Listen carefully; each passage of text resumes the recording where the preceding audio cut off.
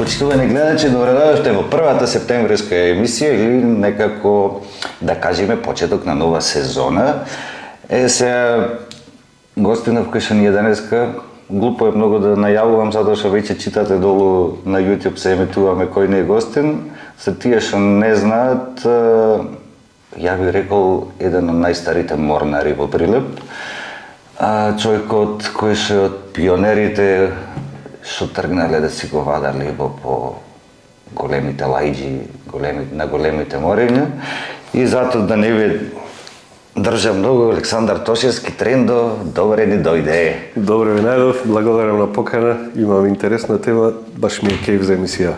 Една од најинтересните теми и сега неколку пати, пошто снимав со уметници кои што имале бродско искуство, имав пишано интервју со еден диџеј кој што пушта музика на брод и имаше некои коментари таму, уште малку и цела бродска свита че ја снимаше, сега да не ја снимам цела свита или цела флота.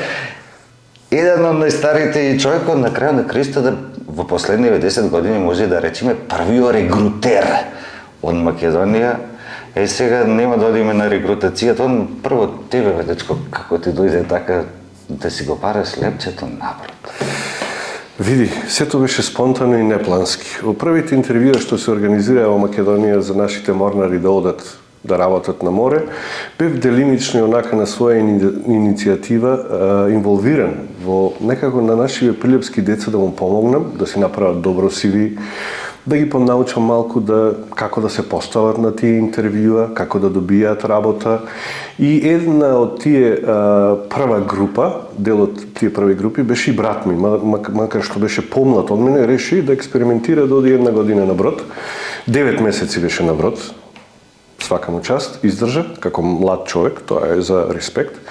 И во тие инволвирани моменти каде што му помагав на некои наши деца да појдат на тие интервјуи и да добијат работа на тие бродски компании, во еден момент сватив дека види, ова е нешто многу интересно, кое што може да ти отвори многу врати во иднина и сериозно настапев и јас на едно интервју, каде што доби феноменална работна понуда.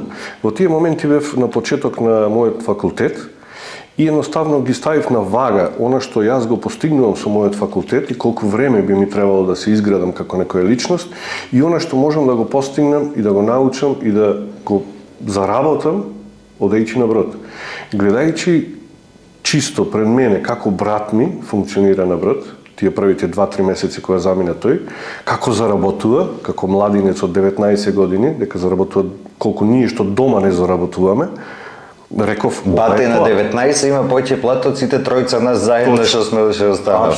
Апсолутно. Тие беа една многу добра прва екипа која што заминаа на една бродска компанија и сите од нив успеа во животот, многу од нив останаа да работат многу години на брод, некои си заминаа и странство, формија фамилии, но тој eye-opener што му беше нив на таа млада возраст, што видоа свет, што заработија пари, што знаеа да ги менаџираат тие пари на нивна возраст, ги насочи како понатаму во животот, да бидат попрагматични, поуспешни. И тие почетоци беа многу, да речам, самосвесни за сите нас. Најинтересно од сето ова што го кажам е тоа што некои од нив заминали во странство, формирале фамилии. Сега не знам дали го знаеш фактот дека ама и многу од нив странки ни донесле овде. Да. Според тебе како е на вагава балансот? Повеќе ни се иселени или повеќе имаме увезено овде? Мислам дека повеќе имаме успех со увозот.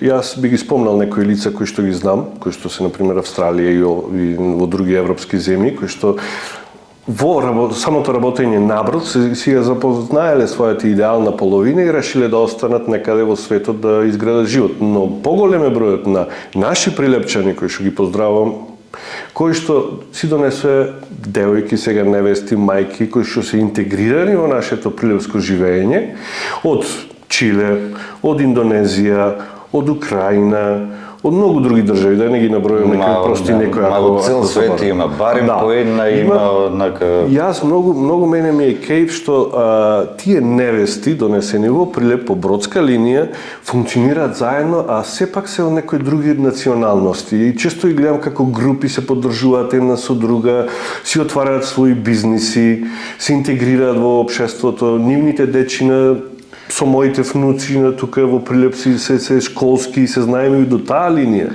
Знаеш зашто ми е таа интересна тема? Тоа е една тема која што не тече нас како македонци, дека ние сепак не сме најлошата држава на светот. Да. Значи, сепак и дури од некои екзотични за нас онака во кој ќе замечтаиме земји, кои ќе се по Јужна Америка, не знам, по Азија и така натаму, сепак и разговарајќи со дел од нив, кажуваат дека Македонија е подобро место за живење од таму. Да. Така, имаме тука утешувачка прича. Имаме невести, например, што се од Бали. Бали е за нас велелепна дестинација. Ама да појдеш 10 дена. Али парадоксот е што на некој човек од Бали, конкретно невеста или како било, тука во Македонија му е баш оној филм што ние го имаме за Бали. И многу е добар фактот што се дешаваат две свадби. Сите мои пријатели од Прилеп кои што имаат невести од странство, прават свадба во Македонија со македонски традиции тука, со гости од тие дотични земји, но исто така прават свадби по нивни, да речем, обичаи, навики, култури, така да се прави и свадба и таму. И нашиот взет е облечен како со свита, со дочекот и се здиса како што треба да се осети како е дел од таа култура. Ја има таа огромна размена на култури, на навики. Најмногу ме радува фактот што нивните дечина го попримаат и македонизмот, писмото, јазикот, обичаите тука во Прилеп и покрај нивното, да речем нивните култури, традиции и обичаи, многу го попримаат ова нашето со леснотија. Сепак живеат тука растат, тука се образуваат, потргнуваат од градинка па и низ училиштата, е сосема нормално. Муабетов ми дека супер утешувачка приказна и да речеме не сме најлоши на света, има места кои што сме подобри дури и од екзотични места. Да. Ај малку да се вратиме поозбилно на Коузан. Да, повеле.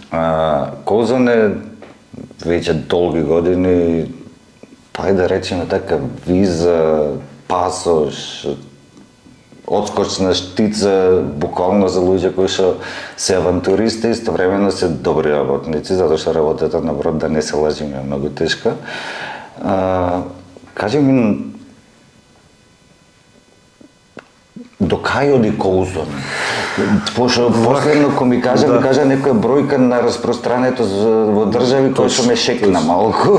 Вака, да ја објаснам генезата на Коузан. Во кратки црти, пошто има многу што да се зборува за Коузан. Коузан е една агенција, во најоскудна смисла на зборот агенција, али тоа е многу повеќе него што е агенција, која постои негде 26-7 години тука. Како фирма, и јас имам голем почит за неја, пошто ми ја отвори вратите на светот, и исто така како фирма е една од најдобрите во Македонија. За работни услови правам муабет на сите вработени кои што били и кои што се сега во Коузу. Уживаме прекрасни права, прекрасни слободи, креативна фирма е и е распространета на многу нивоа. Значи, Коузан е еден репер, еден сегмент на Балканот, не само Македонија, за како треба да се работи со странство и со домашните клиенти. Ние работиме со крстарење, работиме со студенти, работиме со морнари, работиме со странки кои што сакаат да се аплицираат и да добијаат визи, работиме со патување, работиме со детски кампови, со најмалите. Значи, тие се дел од проектите кои што ги имаме ние тука. И е многу општествено одговорна компанија, пошто последниве 6-7 години навлеговме во една деликатна тема, што е сега многу жешка, е противпожарната заштита. И на многу нивоа помогнавме во Македонија, индиректно и директно во противпожарната заштита. Можеме тоа подоцна да го спомниме. Но Коузан како фирма е многу сестрана и покрај Балканот, кој што ни е доминантен пазар, каде што соработуваме. Исто така имаме канцеларии во Африка, во Кенија, конкретно во Средна Америка. Еве сега моментално се отвора нова канцеларија во Грузија, да не зборувам за другите земји. Мислам дека имаме активни канцеларии кои што функционираат некаде во 16 или 17 земји моментално. Сам ја спомна дека околу општествената одговорност најчесто околу обуката на луѓе за во справување со пожари, тој еден дел, еден уморар мора да биде обучен да помине таја обука, да работи со ПП апарати, со црева за гаснење, пожар воопшто бајде да речеме станува еден обучен пожарникар пред затоа што една од најголемите опасности што може да се случи на еден брод тоа е Видиме, пожар. знаеш и сами дека две опасности се на бродот. Бродот најмногу се плаши од вирус и од пожар. Се друго има решливи равенки каде што се средува сето тоа. Значи не се плаши од кражби, од немири, од такви, тоа сето се решава уште во зачеток. Но единствено нешто што не може да го контролира бродот е пожарот или пак вирусот. Знаеш дека просечно на еден брод има 4 до 5.000 живи суштества на бродот. Во најмалите кои што сега крстарат, значи 1000 замисли кои бактерии и вируси тие ги носат на алишта, на раце и така натаму. И затоа мора да се ние она што го доживеавме со короната, она да миеме раце, да чистиме кваки од врати или фотели или рукохвати така. Тоа ние наврат го правиме пред 20 години. Нашето нормално функционирање наврат беше како ние што функциониравме за време на короната. Значи, не можеш да видиш собар, да чистиш соба ако не носиш маски и наочари, да се заштити од тие хемикали. Тоа е стандард на бродовите од пред 20 години кој што ние сега го доживеавме. Пожарот, како опасност на бродот, потегнува други работи. Значи, секој морнар, кој што сака да оди на престижните компании, мора да помине land-based, копнен тренинг за базични заштити од тие фактори, за да може да оди на брод. Тоа го побаруваат бродските компании многу одамна. Ние како сериозен партнер на најдобрите бродски компании, ние имаме наш тренинг центар. Од 2014-15 година функционира во Скопје. Поминал низ него. Да, точно. Имаш дојдено, виде како функционира. Каде што секој сериозен кандидат кој што оди на овие бродски компании е научен, трениран, ајде да речеме, мада е тежок збор, ајде да речеме научен, за да се снајде во тие 5 најкритични ситуации. Спасување на отворено море, да биде некаков полу-лайфгард, противпожарна заштита, да биде некој позорникар, не класичен пожарникар, полупожарникар. Да, позорникар. Пошто тој тренинг е наменет за бродска заштита на пожари. По нивни правила, не е за шумски пожари, да речеме конкретно оно што ни се случува нас. Прва помош.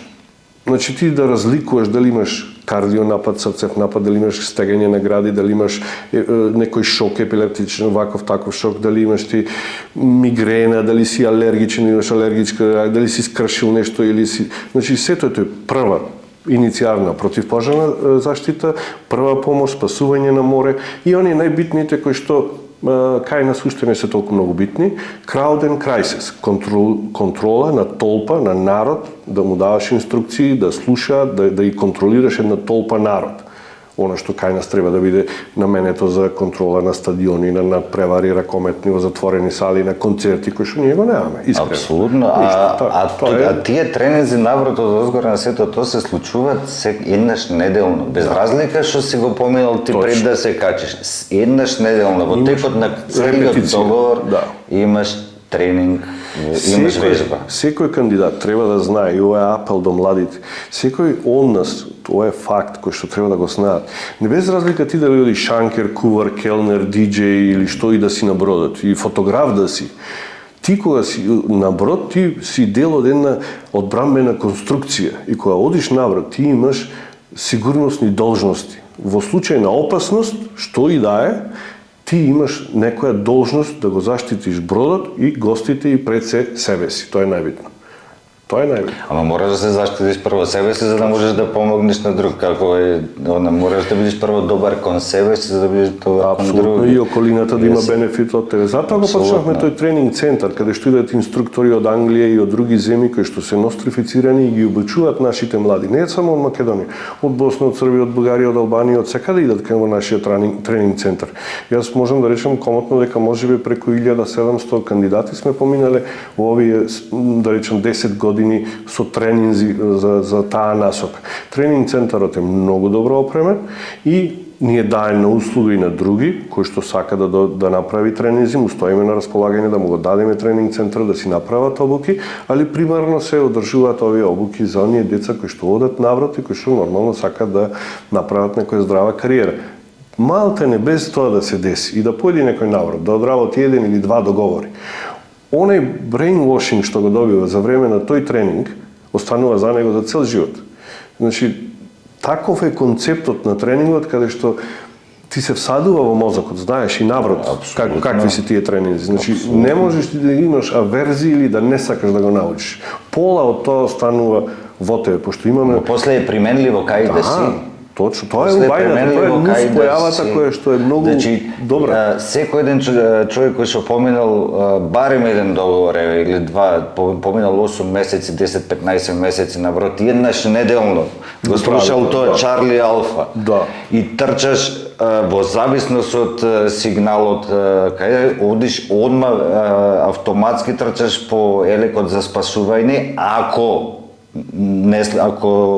освен ако не слушнеш дека твојата зона е гори, тогаш одиш директно на место, на алтернативно место, кај што има резервни елеци за спасување, life jackets и така натаму. И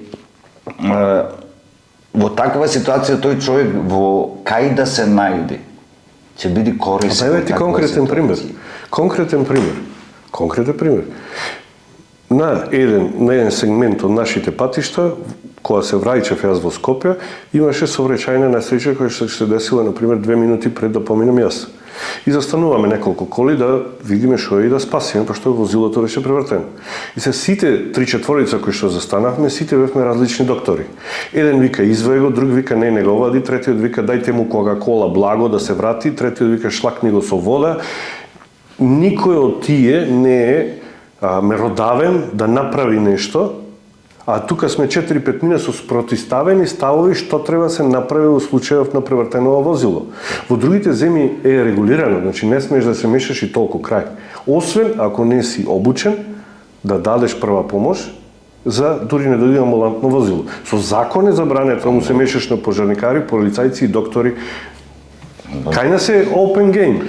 Значи секој доктор тој треба да го фатиш од позади со вратот, да го извадиш фино лепо, да видиш дали има скршеници, внатрешно крварење, во шок е, не. Можеш да, ако не си обучен, можеш повеќе штета да направиш него да помогнеш. Тој ако е заглавен, ти ако го истражиш, можеш да го оставиш без нозе човекот да заврши со ампутација. Подобро да го оставиш. Али тоа кај нас го нема, тој мајнсет го нема. Но тие што биле на брод го имаат тој мајнсет и знаат точно што треба да направат.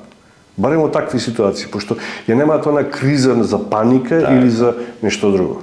Тоа е убајната како нус појава што останува понатаму со тој живот. Сега сакам да го поразиме накратко целава прича, дека тие луѓе може да биде корисни на секаде. Дали евентуално после ние стално реагираме постфестум, мора да го спомнам Кочани и сега, дали особено персонала во дискотеки, места во големи сали кај што се случуваат концерти, мора да ги поменат тие обуки. Да се инициира. Таа е сива зона како е регулирано со закон, не би навлегувал тоа, но чисто тргнувам од самата организација на такви настани. Значи, нас често не бараат. Последно не бараа во градски парк во Скопје. Имаше дешавка од една банка, вршеа промоција на детско штедење. И рекоа, ние сакаме да ни пратите двајца обучени, да бидат во толпата, да се грижат случајно, да не се деси пожар или на некој да не му се случи нешто, му се слоши летно време, нек жега, има дечина и така натаму. Тоа беше гест за поклонување. Значи на отворен простор, на отворен во парк, организаторот ти вика дојди за сваки случај, биди тука 2-3 сати да не се деши нешто, а да не правиме муаве за концерти, за дискотеки, за такви манифестации каде што има толпа која што како ја контролираме ние? Со 5-16 од ние метални бариери и 10 дечки со елеци за да можат да ги туркаат на назад. Ама тие 10 дечки со елеци треба да бидат обучени да реагира во ситуација. Имаат и обучени се. Ги има и обучени се на таков начин, но нивна работа е да го обезбедат повеќе објектот или настанот или бинат. Не одат со аспект да ја обезбедат или да ја контролираат толпата. Тоа ми е муабет. Таа е една мала нијанса која што треба да се има во обзир. Па никад е најголемиот непријател во тие ситуации. Апсолутно. Ти треба да видиш 5 минути пред нештото. Значи, ако една толпа е концентрирана на еден сегмент, а ти гледаш дека немаш два алтернативни излези, то треба веднаш да се смени. Ако немаш доволна вентилација, то треба веднаш да се смени. Ако имаш луѓе кои што влегуваат во жолта или портокалова фаза на алкохолизам, то веднаш треба да се смени, да се спречи. Не треба ти да чекаш тие да се опијанат, да направат гужва па да реагираш. Апсолутно. Имало многу минорни инциденти кои што не дошле до медиумите и сето тоа стихино си проаѓа за да нема одговорност од никого. Али ако сето тоа се воспостави од старт како критериум или начин на работа во тие манифестации каде што имаме голема толпа, да не правмуваме за електрика, за пиротехника, за звучни или светлосни ефекти и така натаму, тоа само придонесува нештото да ескалира како што ни ескалираше во Кочани, нажалост. Сум разговарал со многу на таа тема, разговарав и со луѓе кои што беа инволвирани внатре во самото гаснење на пожарот, кои што се блиски наши соработници и има многу информации кои што допираат од прва рака и многу лесно е да вклопиш нештото што било, што се десило и што било потоа. И сето можеш многу лесно да се избегне, ама Ајде сега па да ја раскршиме работава, да одиме малку топло-ладно, да не биде цело време озбилно и да не рече овие. Емисијава насловивме што е поопасно, невреме на море или искра на dry dock. Сега прв пат се среќаваме во емисијава со зборов dry dock, а ти си човек кој што ја води тој проект, да го речеме, кој што е еден сериозно голем проект на Коузен, тоа се фаервочери или луѓе кои што ги чуваат бродовите додека се поправат, да не се запала. Да, тоа е многу интересна тема. Сега да го почнеме овој, говориме на прашањето прво директно, што е поопасно, бура на море или искра на dry dock? Искра на dry dock, дефинитивно. Искра на dry dock. Бурата на отворено море може лесно да се избегне. Кај нас владае некои мислени, така интересни видеа има по интернетот, по медиумите, каде што бродов се мала лево, десно по брандови, па горе-долу, па летат континери, па летат... Добро, ја имам 5 видеа кај што сум на палуба дури е така. Има ништо страшно нема. Особено за бродовите за крстарење, ако има олуја или се спрема олуја или јаки ветрови, што е многу поопасно од олуја, значи ветрот е поопасен него високите бранови за бродот, да видиме јасно. И одма има наредба да ја смени маршрутата и да го заобиколи тоа невреме. Особено ако има јаки ветрови. Си видел, например, колку, особено од една италијанска компанија, да не е именува, омилени се, пошто многу често ги лупаат на пристаниште. Тоа не е дека не знаат да возат, него начекуваат јаки ветрови и тој ветар го носи бродот многу лесно. Едноставно немаш команди. Дури да дадеш команди на бродот да се коригира, ветрот го носи, може да го носи, например, километар 2 на отворен простор. Пошто бродот, треба да се знае, нема кочници. Значи, тоа е право правило. Ако бродот плови и треба да застане, не може да застане. Тој мора да направи радиус од 20-30 километри за да се врати на истото место кај што бил. Ако ќе се врати на истото место кај што бил, морето, водата си го носи нештото. Пример, ако ни падни човек од бродов, и ние одма, бродот го регистрира тоа, имаме мено во борд, човек паднат во море, капетанот дава наредба, бродот се врти, се враќаме на истата географска точка, значи по точно кај што човекот паднал. Човекот може да биде на 40 километри, пошто самата вода, струја го носи. Значи, тоа е 7-димenzionално нешто. Значи, за невремето, најмногу на бродот може да влијаат силни ветрови или, ако имам некои јаки големи бранови, но бродот лесно може да ги одбегне нив, ама искрат за време на пловење, особено за време на dry dock, кога бродот се реновира, тука нема контрола. Тоа е инстантна опасност и затоа овој проект порасна во она што сега е, каде што ние имаме dry dock. Прво концептот dry dock, да му објасниме на гледачите, тоа е нешто како Формула 1, кога прави 20-30 кругови, застанува на питстоп, треба да се смени визирот, гумите, гориво, масло, ово оно, и за да може да издржиш 20-30 кругови.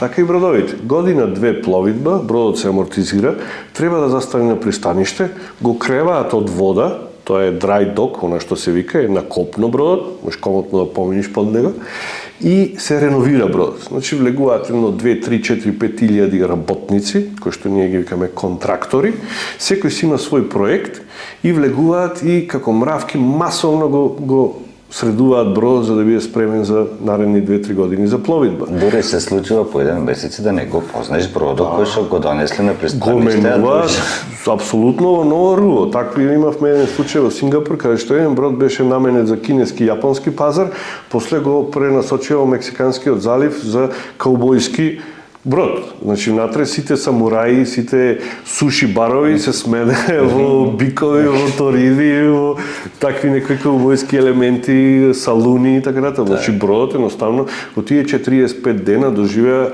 тоталка. Само металот не му беше сменет. Значи, тоталка, да не го познаеш дека е истиот брод. Тоа беше чудо. А работата на Firewatcher е да го обезбеди местото за работа, а не да гасне. Не да гасне, да се разбере. Тоа веднаш се расчистува со сите наши селектирани кандидати кои што идат на тренинг, кои што се одобрени, кои што одат на овие проекти. Значи не сте пожарникари, не треба да гасните пожари, него треба едноставно да спречите да дојде до појава на пожар.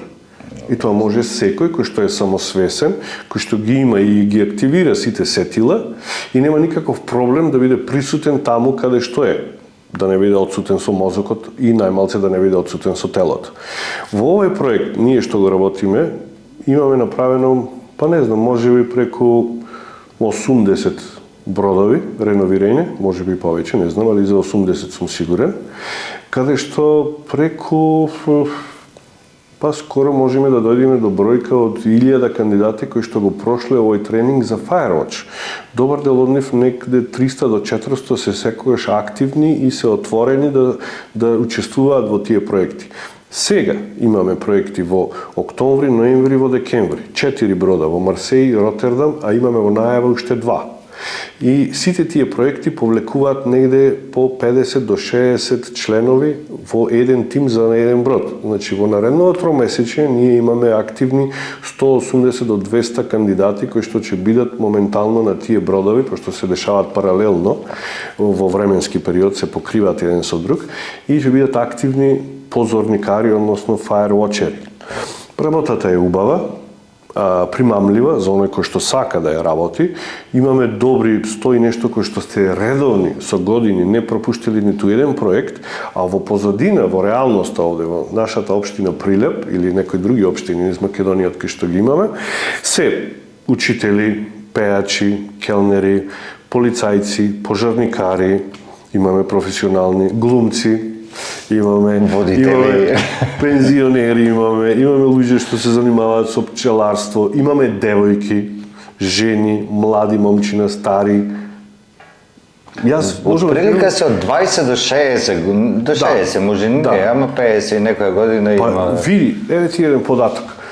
Татко ми беше 2 пати на драјдок. Татко ми е пензиониран полицаец кој што истакна желба да види да и види го како одобрија како сите други и имаше и 2-3 колку него. Имаме човек кој што е од Штип, кој што е пожарникар во пензија, кој што исто така има исто години колку татко ми.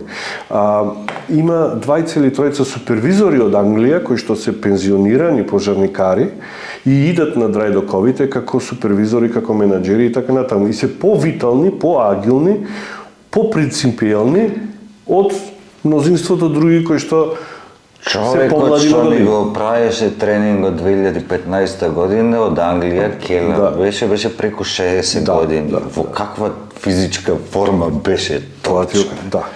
Тоа беше неверојатно. Значи, таа клапа се за респект, но во самиот концепт... На 50 да бидам во таа форма, ќе бидам преблагодарен, не на 60. За нашиот проект, како Firewatchери, пристапот на селекција на кандидати е поинаков. Значи, многу пообјективен него класична селекција да бараш вработен за некоја твоја фирма.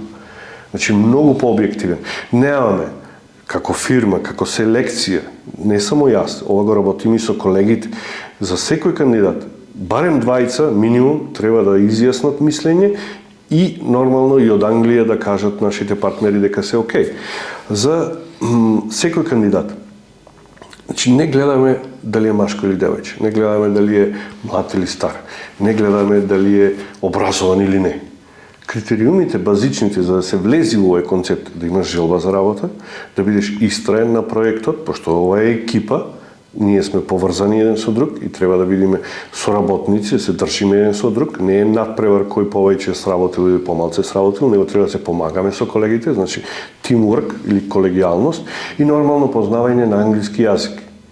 И најпоследната причина е да немаш некои елементи кои што даваат некое чувство на недоверба. Значи да не видиш некој клептоман, пироман или да имаш задни намери, пошто ние сме... Особено пироман таму. Да, не е добре дојдено. Значи ние одиме на проекти во Америка, во Канада, каде што дел од самиот процесинг е компанијата обезбедува визи. И ти треба да си бидиш човек кој што оди Америка, го сработува тоа или Канада, сме биле Канада едно 14-15 пати, и треба да бидиш доследен на тимот и нормално човек, джентлмен, каде што треба да си дојдеме сите во Македонија. Да се вратиш до аеродром, да влезеш во авион. А замисли ти да појдеш во Канада со 40 твој екипа фаервочери, да слеташ на авион И да се вратиш со во Канада, 25. слетуваш во Ванкувер и се враќаш со куфер. Значи, таа доверба треба да имаме меѓу нас и нив. Тоа е на ниво на соработка кој што треба да се постигне. Сега веќе ме носиш на таа тема. Да. Со бродскиот живот ги има и тие работи. Слегол на пристаниште и едноставно не се враќаш. Ги има. Симптоматично е тоа, да. Мојавето ми е дека баш во периодот кога јас ги поминував тие интервјуа пред да заминам за првиот договор, имаше за неколку компании забрана за македонци. Прво кажи ми до кај целата прича, дали е тргнато, дали е надминат тој проблем. Да, ќе ти кажам отворено. Така, ама сакам да го повториме чисто од ние не сме нација баш која што лесно учи. Види вака се. Имаше одреден период кога одредени националности беа банирани, односно не беа на приоритетна листа за качување. Значи тоа беа најмногу србите и македонците. Што се случи?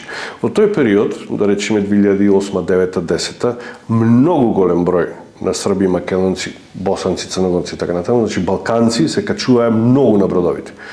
И преку нас како Колзун, како сериозен хайринг партнер на компаниите, и по собствена линија, и по некои ту и таму агенции кои што работеа со еден лаптоп, две столчина и така натаму. Значи, се качуваше, еве да речем Милан, и чоро и слепо и сакато. И нормално е да има некој процент на проблеми. Значи, ја бев сведок, каде што се пијанче, не иде на работа, го кршеа крубар, бегаја од бродот, излегува Мајами, не се ни враќа, го бараат на развоз, го нема, тоа е, го пријавуваат за имигрант. Значи, го имаше тоа. Го има кај филипинците, индиците и другите националности. Но кај нив не е толку многу симптоматично, пошто ги има во голем број. А нас не имаше во мал број, каде што, например, работиме 300 балканци на бродот, од кои што 30 избегале. Тоа е 10%, тоа е веќе аларм. И едноставно компаниите на нивно глобално ниво, на операција, решија тие националности, пошто му предизвикуваат проблеми, да видиме реални, да ги стават малце на план Б, на холд, за да не има традиција на побегули. Во тоа време на банирани националности, факт е дека и срби, македонци и други националности се качуваа на бродот, али не во толкав број. Односно, компаниите немаја апсолутен бан. Али знаеа да препознаат квалитет и знаеа да вработат и македонци и срби. Едноставно филтерот ситото беше пофино. Се појача на максимум. Банот е паднат, да речем, како бан. Еве сега ние имаме можност да качуваме македонци на многу компании, дури на оние компании на кои што имало бан. Так. Во тие години. Оправдано, нема да кажам не.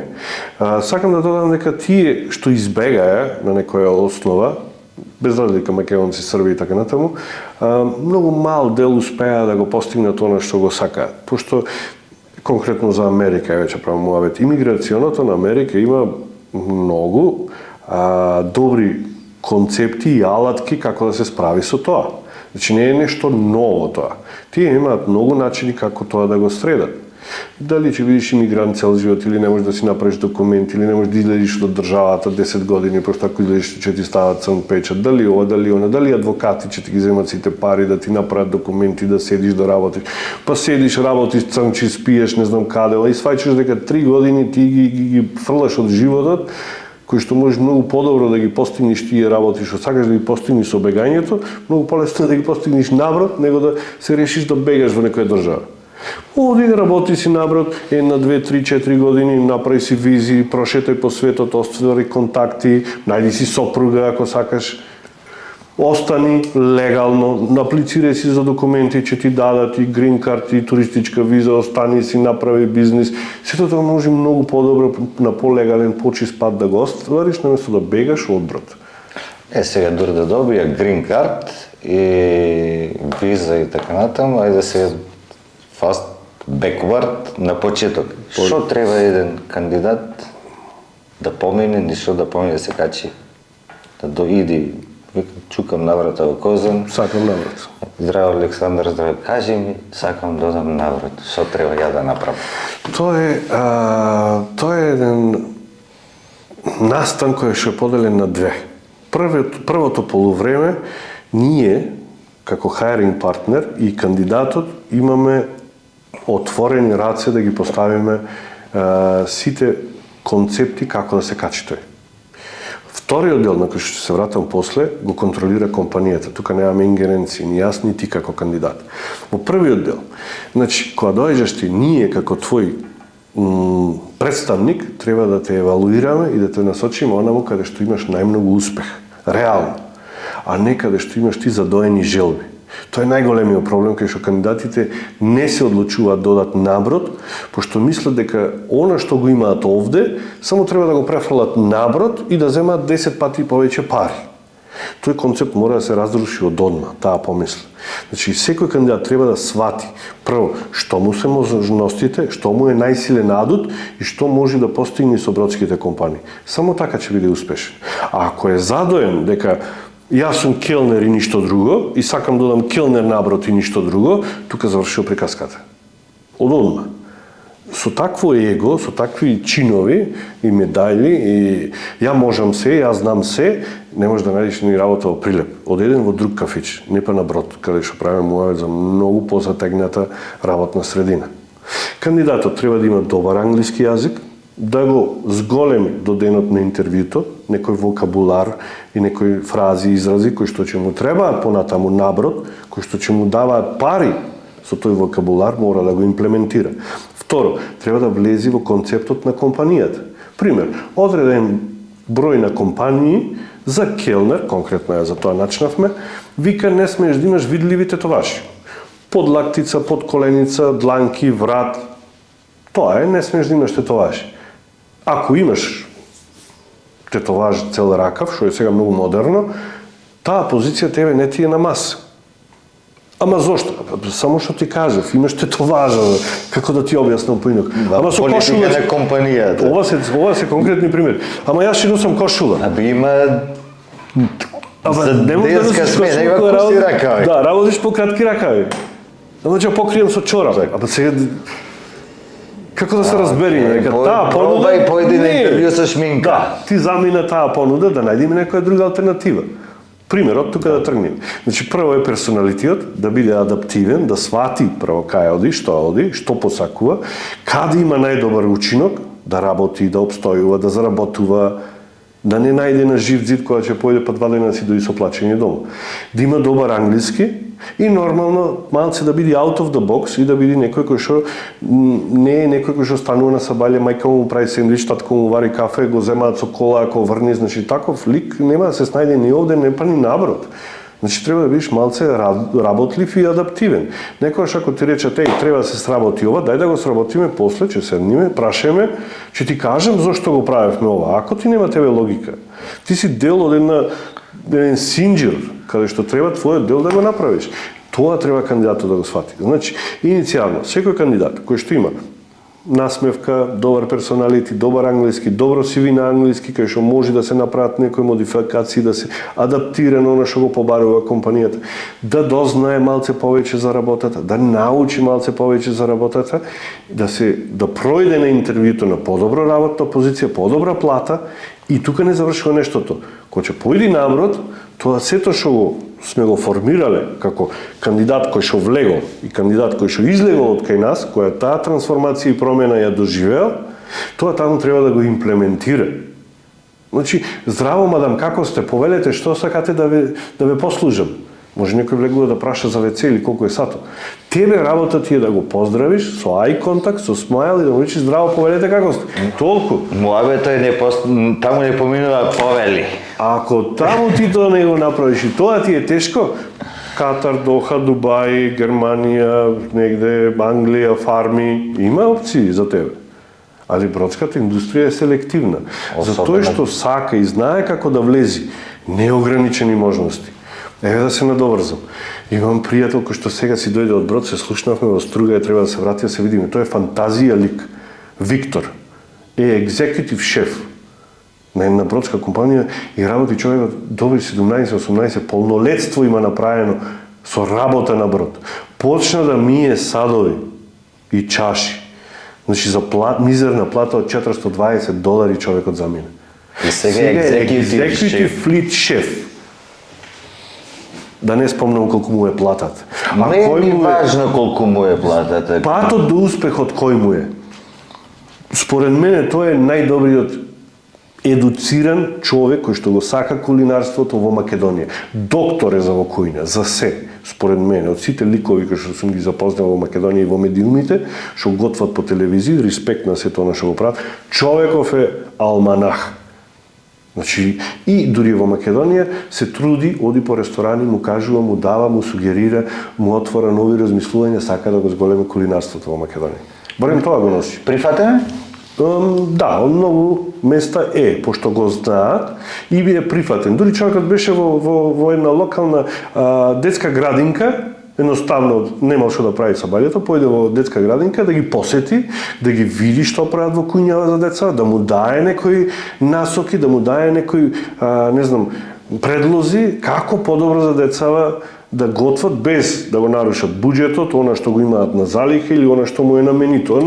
Чисто од ничачим изазвано. Ова е феноменална приказна. Респект, ама тоа го ти го прави Бродот после толку години. Ама тоа уствари тоа е крајниот продукт. Неам што да правам са бајлево, ќе појдам во детска градинка, да им покажам, да им помогнам на куварите со истите пари да направат подобар образ за децата. Со истото она што го имаат, како да го му направат на деца да му биде поинтересно и похранливо. Амин. Толку. Таа е смислата на животот. Ничачим изазвано. Тоа го прави, значи кога јас сум келнер, сум работел вамо, Добро, ајде да зборуваме, пошто тоа мене ми е струката. Работел во ресторан долго време на Брод и ту и таму негде во Македонија. И доаѓаме после 2-3 разговори дека не, сакам да сватиш дека ти дечко си носач на храна, не си келнер. Ако сакаш да бидеш келнер, треба да го имплементираш ова и ова и ова и ова. Не дека е тоа мој, дека јас сум го смислил или дека тоа е, не знам, неизбежно. Тоа е пожелно, пошто некој попаметен од мене и од тебе го измислил и тоа така функционира најдобро. Значи, кога одиш ти на Брод, одиме јас, ти и уште 5 други, сите одиме како келнери. Сите ги имаме истите гости, работиме во истиот ресторан, ја имаме истата плата, имаме истата куња, го имаме истото мени. На крај на месец ти можеш да имаш $1000, јас 2, другиот 3, другиот 4. Зошто? Нема да одговориме, ајде. Секој да си го одговори прашање. Тие финеси. А таму врски нема. Нема. Не плаќаат таму на лепота. А таму врски нема. Не плаќаат на лепота, не плаќаат колку сати си бил работен, не плаќаат колку километри ти поминале патиките, не плаќаат колку храна си донесол, си однесол. Плаќаат колку и како си направил импресија на гостите, без разлика што си собар, келнер, шанкер, што и да си на Бродот. Значи, тоа се плаќа. И дури не се имплементира тоа кај нас, да биде дел од угостителството, ние секогаш имаме хендикеп со квалитетна угостителска работна сила, кој што го имаме секогаш. Мислам дека кај нас не само со угостителството, во секој аспект имаме проблем со вработени веќе, со работна сила, со квалификувана работна сила, и мислам дека тука менталитетот не само на работникот, тука влегува во коализија менталитетот на македонскиот работник и менталитетот на македонскиот газда. Тоа да, дефинитивно. И тие два спротивставени пола со нивниот менталитет создадоа ова што го имаме сега. Точно. И како беше ова, имаше еден период кај што веле, ако не не ги чека пред врата уште 100, ама се смени. а сега се смени. Што вика се работникот? Па викни го брат ти нека ти работи, викни го син ти нека ти работи, се смени. Знаеш што е проблемот? И тоа е она чувство. Двостран е проблемот. Немање чувство, да. Тие врски никогаш ни работодавците, ни па вработените не се трудеа во угостителството правмуавет, не се потрудеа да ги санираат. И нив му одеше во интерес сето тоа, според мене, моје лично мислење, му одеше во интерес тие врски да крахираат. Зошто? Работодавците мислеа дека секогаш може да најдете ефтина работна сила, која што никако не е квалификувана да работи во угостителски објект. Силом прилike за 300-500 денари дневница може секој да дојде. И после работа може и такси да вози или тутун да сади. Или механичар да биде да ти работи во угостителски објект со црни ногти. Значи тоа беше. А од другата страна, работниците мислеа, ти ако не ме платиш, има друг што може да ме плати. Еве Хрватска, одам таму си заработам пари. И в година кога ќе ти речем, ја бе работев в Хрватска, сега ќе ме платиш повеќе. Оти ќе ти работам подобро. Може би дело некој искуство. Да, донесов некоја брзина, рутина, некои вештини научив, јазик или како со гости, нешто научиле се потрудиле, го поштуваме тоа. Ама работодавецот не ти го поштува тоа. Фалеше многу вакуум, каде што кај нас, мои две мислења се дека сите тие односи се разрушија, пошто секој работодавец или газда на угостителски објект немаше ставено соодветен менаџер да му го изменеџира објектот, и вработените, и гостите, и асортиманот, и набавките, и трошоците, и се. И втора работа беше што секој работодавец, односно угостител што има објект, многу се фокусира каков му е објектот. Буквално речено, јас да сум газда, да земам кафич сега негде, многу ќе се оптоварувам и ќе платам 7 до 10.000 евра на маси и столици, а никогаш нема да платам, сачувај Боже, моите 3-5 мина келнери да ги обучам како да работат во мојот објект. Едукација се вика, тоа на брзо. Се случи на стихино ниво. Значи нас, мислам на некои луѓе што долго време работеа наврат и што сакаат да помогнат во угостителството овде во Македонија, ни се обратија фирми и хотели. Конкретно имаше еден хотел во Охрид. Се спрема за сезона, нашол менаџерот некои работници, ама гледа дека е раштиман оркестар. И не повика, пошто јас студирав малце минимално во Охрид на факултет на осигурување, човекот ме знаеше, ми се јави, ми вика вака те знам, те познавам, знам што правиш, знам како правиш. Одвои време, дојди 3 дена во Охрид, дај да го обучиме персоналов, дај да функционираме, ми престои летна сезона, ја нема ништо да направам со хотелов, така ќе биде пепел. Ако немам здрави кувари, шанкери, рецепции, келнери, сето и собари и се. Значи грубо, дај синхронизирај го персоналов, се што треба, ти стојам, вика, со отворени раце за соработка. Повикав некои колеги, кој што еден работеше во Мериот во хаускипинг, другиот го менаџираше еден хотел во Хрватска и еден бармен што е во Скопје се работи трето. Појдовме 3-4 таму, му го едуциравме персоналот, како треба да функционира, како ќе му биде полесно нив за функционирање.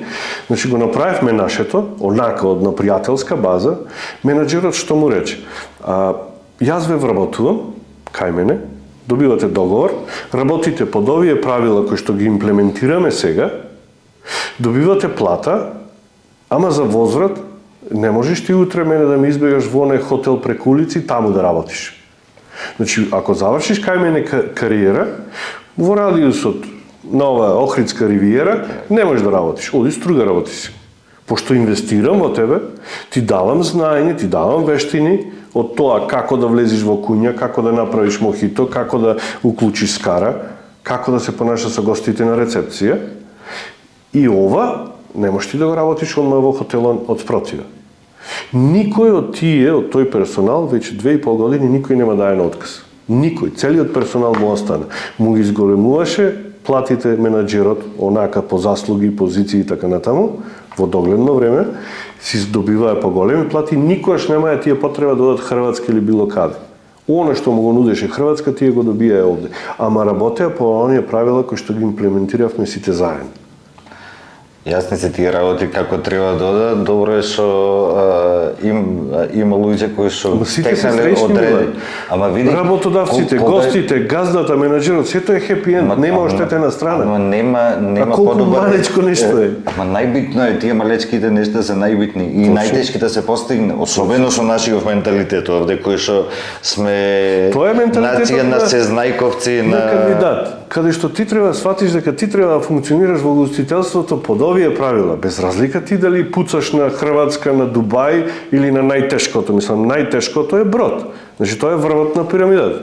Во гостителство поглед. Во поглед на работни сати, на захтевност, на правила. Еве, набрав знаеш, се работи 6-7 месеци, се работи секој ден, се работи 12 сати на ден, со паузи нормално, и немаш слободен ден 6-7 месеци. Ај овде тоа. Имаш пола слободен ден ако имаш среќа да ти се падне роден ден. Може би или нешто ако нешто добиеш некоја награда, нешто 5 години, да, или employee of the month или така нешто. Ама нешто. тој по пет договори, во 5 договори. А замисли еве, хипотетички да земеме, еве сега можеме да излеземе на улица, да најдеме некој келнерче, некој било кој кафич и да му речеме батица ти вака. Добиваш оваа плата, добиваш 12 работни сати на ден, без слободен ден, добиваш овие бенефиции, целата бродска понуда, да му ја дајме на некој, да работи овде во Прилеп, во некој било кој кафич, ресторан, кафана, било шо бире. Дали ќе прифати? Нема да прифати. Зошто? Од работи погрешно. Ти не можеш на кандидат да му кажеш дека ти работиш 6-7 месеци, 12 сати на ден работиш, хиперактивно, значи адреналинот ти е на 200, и си идиш одброд, задоволен. И дека на крај на ден, она што и IT ги еднаш го муабетевме, после 12 работни сати, ти не си човече што го затворат во кутија и спија 12 сати и го остават пак да работи. Ти после работно време, Милан, што правеше на врата? Ја ти одговори, малце се смени ми сега. Што правеше после твоите работни сати? Прво беше туширање, второ беше патот кон Крубара. Точно. И имаше една многу интересна приказка таму. Јас бев во хаускипинг, еден од тројцата белци во хаускипинг, еден од двајцата што издржа цел договор. Ендемичен вид. Ендемски вид. Сега имаше на месеци една прича, 2 пијачки на картичка по човек. За мене никош не важеше тоа. За никој. Не, за индонезиците, за мадагаскарците важеше. Значи, што беше најако, оде еднаш дошак, си ги земаја 2 пива, си оди на маса, си ги пија и си оди си легна. Чао, пријат. Балканска екипа... Нема крај. Завршуваш во 2, во 3, значи Крубар, тога земавме по појче, пошто Крубар во еден затвора. Точно. И ќе земеме по појче пиво. Да има за 2-3 сати. Во 3 легнуваш, а јас станав во 5:15. И тоа го дава одговорот на публикава, до каде и од каде дојде банот за балканците, пошто тоа беше причата. И втората работа е што после 12 часа работни на брод, во смени нормално, хиперактивно, најголем дел од бродскиот екипаж оди во теретана, значи се одржува, има бесплатна теретана за бродот, бесплатен менза, библиотека, гейминг рум, мюзик рум, значи опремено можеш да одиш да свириш, можеш да одиш да играш PlayStation. Ние немавме такви работи. За овие престижните бродови ги имаат базени, имаат джакузи и така натаму. За екипажот правиме муавет, само за екипажот.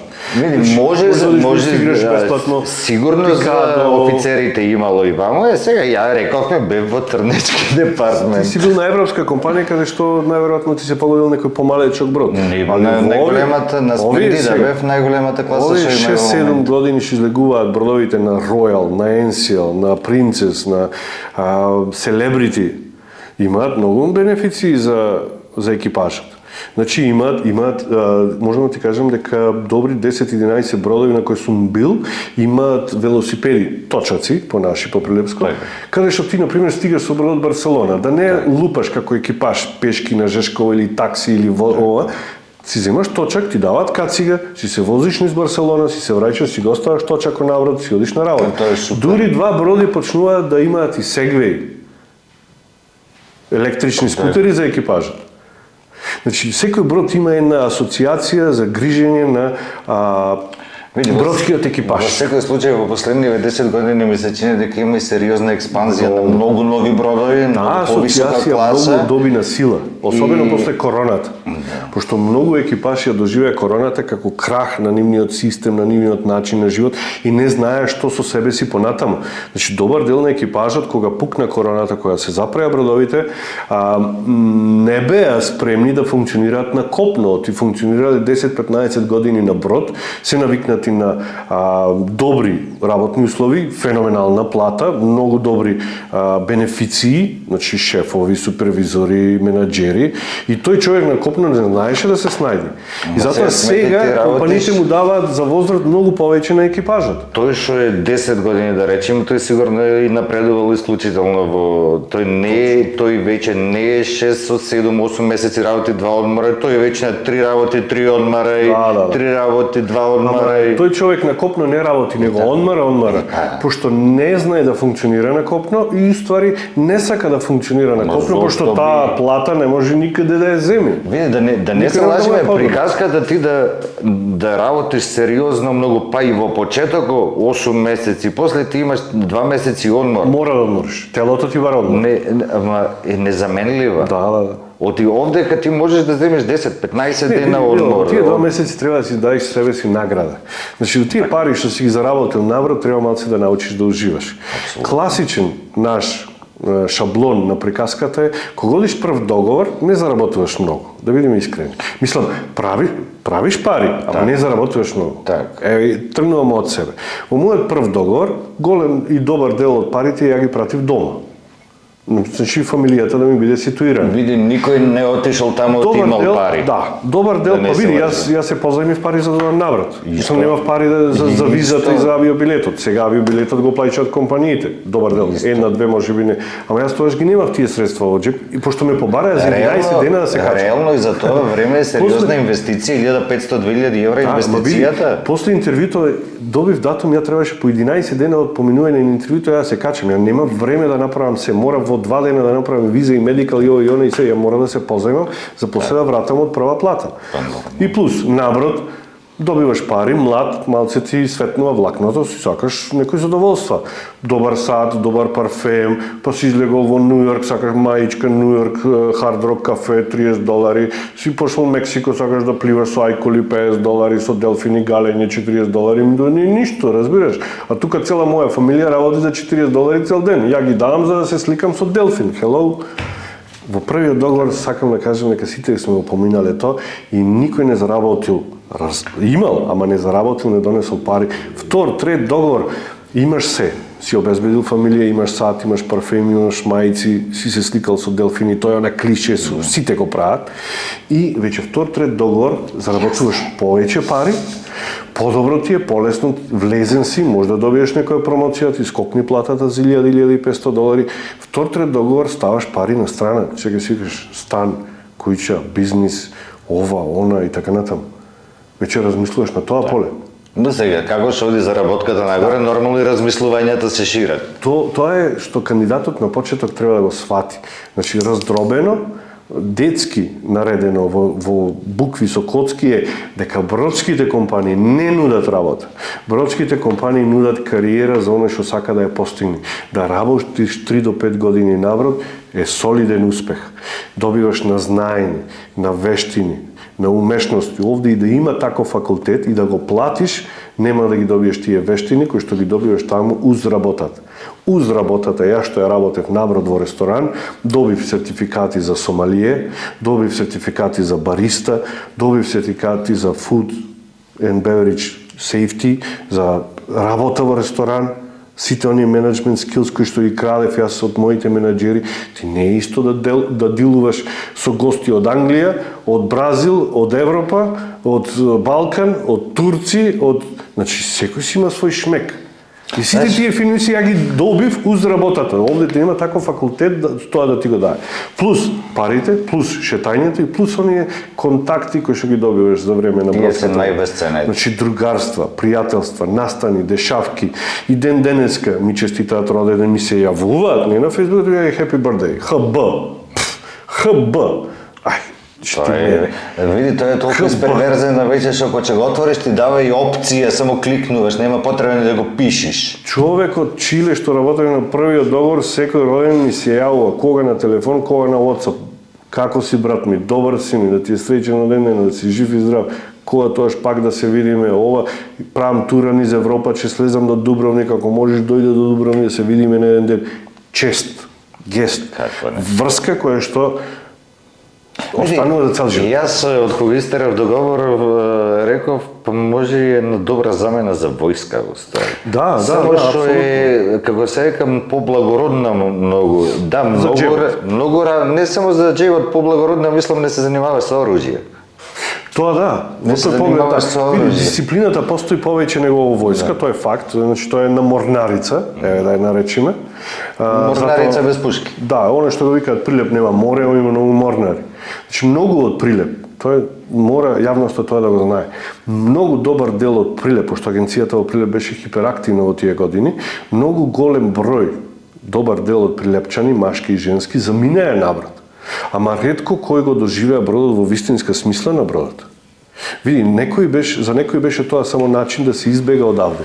За некој беше начин да заработат некоја пара или да видат некој места или да останат негде. Ама за една солидна група на морнари кои што можам и да ги именувам, кои што сите ги знаат во градов, тоа беше game changer. Целосно животниот стил ни го промени, пошто еве земам слобода се ставам во тој нивни кош. Начин на размислување, начин како функционираат во семејството, начин како функционираат со пријателите, со клиенти или така натаму. Ден денес од нив има луѓе што уште работат на брод. Ама овде во Прилепскиот, да речем, во Прилепското секојдневие се стихијни. Имаме ние Chief Electrical Engineer од Прилеп. Да. Ме разбираш? Да, Джимија. Кироваков, така? Да. Знаеш кој Димитар тој Кироваков. Да, знаеш кој тој успех е, човече, да видиш ти тоа ниво на таа бродска агентура, ама во Прилепци Па кога бевме на Драјдоко заедно беше тоа таму. идеше, се гледавме Не, не, респект. И тоа постои, сега треба да одиме ние со екипиве на Драјдок и знаеме дека има некои балканци таму. И знаеме да му однесеме на пример биено сиренце, плазма, Ракиче. домашен лек за мачкање, да му даеме да се подсета и така. Нема потреба да се цензурира. Да, како, не е цензура, него на тој начин го носиме. Види, тие работи се поштуваат, тие врски се поштуваат, ама за многу деца ми е мило во Прилеп, кој што се уште сме во добри односи со многу од нив, машки и женски, мислам дека многу му смени животот на подобро, би рекол. Пошто ако добар дел од тие деца што избегаа по бродови и се врати овде или останае странство, ако го немаше тој брод како опција, многу овде ќе се изгубеа Милан во медиокритетот, во насивило, што е многу голема штета. Најверојатно ќе се изгубеа и тука, голем дел ќе беа и перманентно одселени, оти да не се лажиме дека и бродскиот живот и бродските работници, да ги наречам морнарите, се сериозен, прават сериозен прилив на свеж. Тој капитал влегува овде. Па ти викам, тие најчесто фамилиите им се тука, значи тие ги праќаат тука парите. Инвестираат, купуваат. Најпогодни се веќе во 40-ти години во почетокот што почнале они тие се фамилиарни со деца, децата им учат тука, инвестираат тука, не знам. Ма и фаервачарите бе, Милан. Еве да речеме. Фаервачарите се по онака што се вика на месечна база. Пример, ако ти имаш 1000 прилепчани што биле последниве 3 години на Драјдок, по просек од 15 дена, тоа е некоја X сума на пари која што влегла во градот Прилеп, која што влегла, не знам, пак во порите во нашето општествено живење тука. А тие се, тоа е свеж девизен прилив, кој што никој не ти го дава. Не е ни кредит, не е ни чисти пари кои што влегуваат. Да се разбериме, Милан, она ние што го правиме како фаервачери, не е многу платено, да се разбериме. Ама во суштина па не правиме ништо.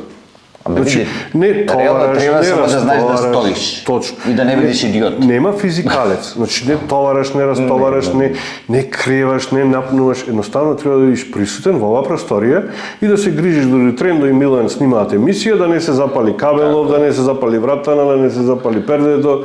И Ако си умен, ќе го обезбедиш сето то пред да почне да прави муавет и ондека ќе си го си бидиш рајат. накривиш капчето и ќе уживаш. Точно.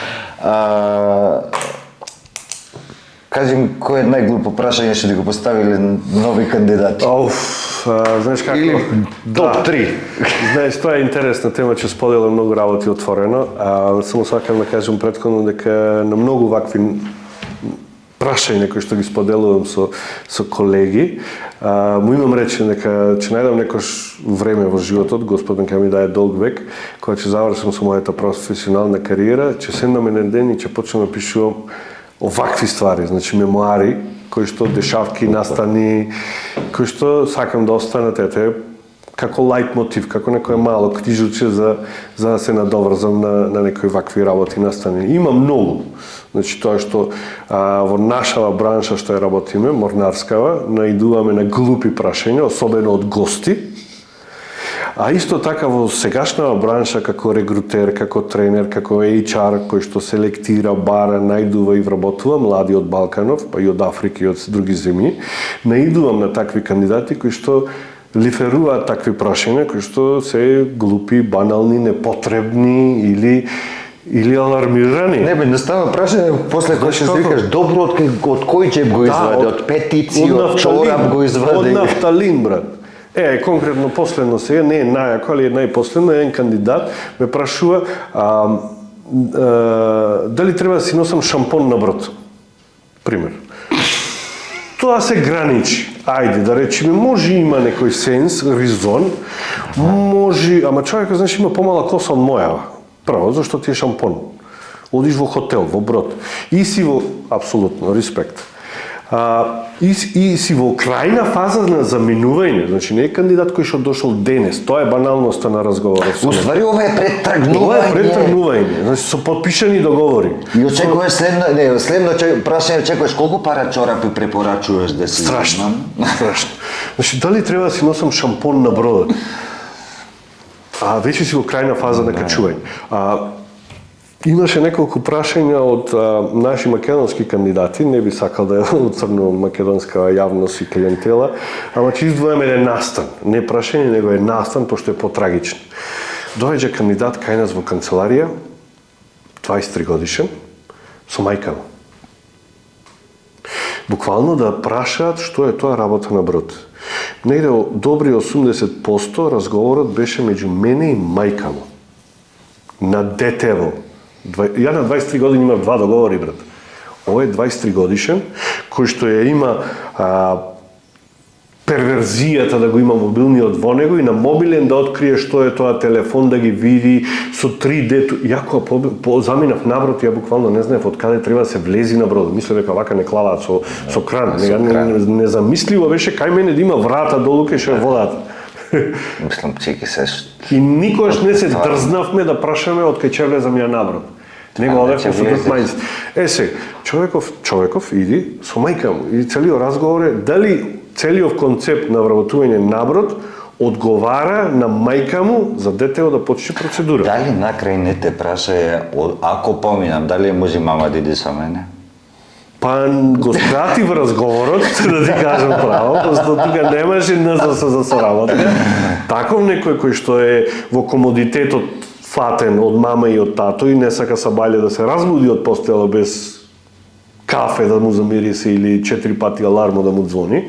Ако стануваме во 10:30, батица, ние не можеме да разговараме за ти да одиш на брод. Ја ќе ти направам тебе услуга и ќе те isprocesирам.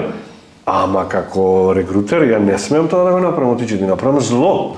Види, реално има една прича која со... Ќе испотрошиш пари, ќе подиш на брод, ќе се вратиш. По после 2 дена. Или не да Боже, ќе останиш таму, ќе почнеш да забегуваш по некои неправилни патишта. Оти тој ритам таму, твојот мајндсет не може да го издржи. Слушај, бе, сега многу кажуваме 3 збора за кои ќе го опише животот, збора, ама само 3. Не врзуваме реченици. Животот на брод. Најекстремно искуство, во секој поглед. Значи во среќа, во радост, и во тага, и во се. Најекстремно искуство што човек може да го доживее. Учител, невиден учител е бродот. Те мислам, те учи да се снајдеш во секој ситуации кои што животот ќе ти ги фрли. И трето би го ставил најсладка грешка. Како трето.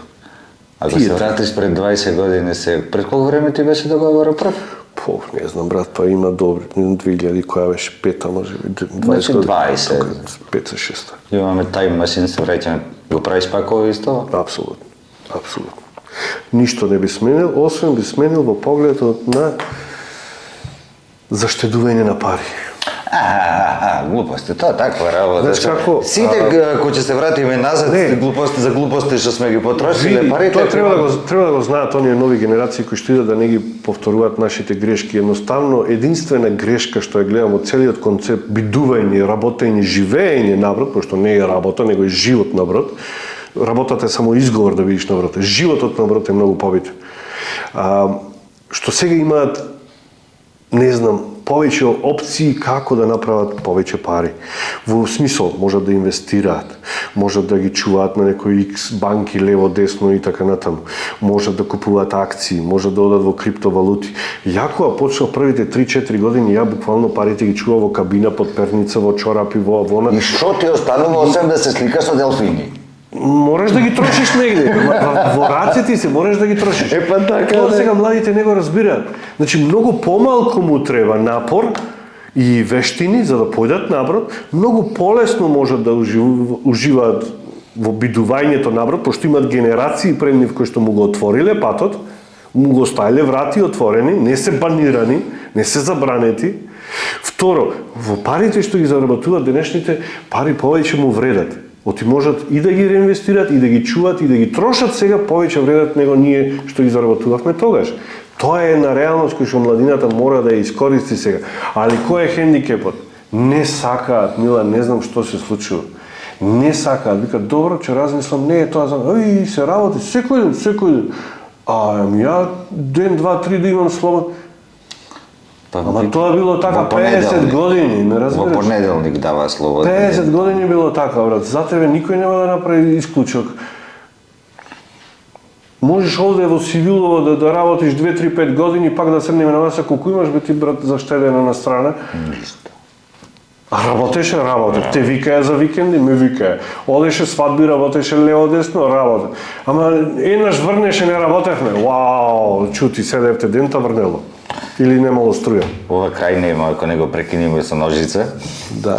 Не, ова тема е, не знам, неистрпна. Нема, ако Начнавме горе само ние, да. Загревавме по површината и намерно не продолжив зона кај што те прашав кои се процедурите за одење навред, затоа што беше истрпен како треба да биде кандидатот. Толку треба. И мислам дека Другото го кажуваат компаниите. луѓето кои што CV, англиски, насмевка, желба за работа. Да се понаучи кои нешто. што ќе се пронајде во тој одговор. Толку. После компанијата ти кажува каде да правиш преглед, каде да правиш виза, кога се качуваш, каде одиш. Тоа е вон мене и тебе. Секој идеален кандидат. Еве ги имаме многу повратници од Хрватска кои што си бараат овде работа зимски период, па одат пак Хрватска. Многу од тие млади се способни и треба и би требало. Уште една работа, например, за крај сакам да ја опатиме, тоа има луѓе кои што исклучително интересно изгледа работата на врат, ама никош не се осмелиле затоа што викам мене пошедно се качил на кајче во Охрид и му се лоши. Да, ова го има. Кажи му дека не е така. Вака сега, бродот е огромен. Има просечен крузер, има 17, 18, 19 спратови. Има 4-5 гости, 1000-1500 персонал. Шо ако на сите му се слоши, секој повреќе во некој чош? Не го гледајте она што го има на YouTube, не го гледајте она што се лиферува како јак момент, не е тоа во пракса. Значи, бродот не може да ти се случи. Може би да ти се случи кога испловува, ама има механизми. Значи, има апчина, му ги даваат на гостите да не му се лоши, има налепници, ги ставаш тука позади уво налепница, за малце да ти го балансира осетот за баланс што е во средното уво и не се чувствуваш никако ни лошо, ни па болно, ни така натаму. Значи стари баби идат без нека старење, брат. Шо и кога бродот стои, нив му се мели. Да. Па ништо не му е. Да. Тоа не. Најмногу резервираност према потенцијален кандидат за заминување на брод и се предомислува да не го почне тоа е оти е задоен со погрешни информации. Оти има погрешна слика, мисли дека е робовладетелство, дека го тераат да работи, дека ќе изгини 2 години. Hello, абе на толку години работа на ресторан, неам ни псориаза, ни алергија, ни па прстиве ми се опанда. Колку раце валкани јас сум фатил тајнири, вилишки чаши и така натаму.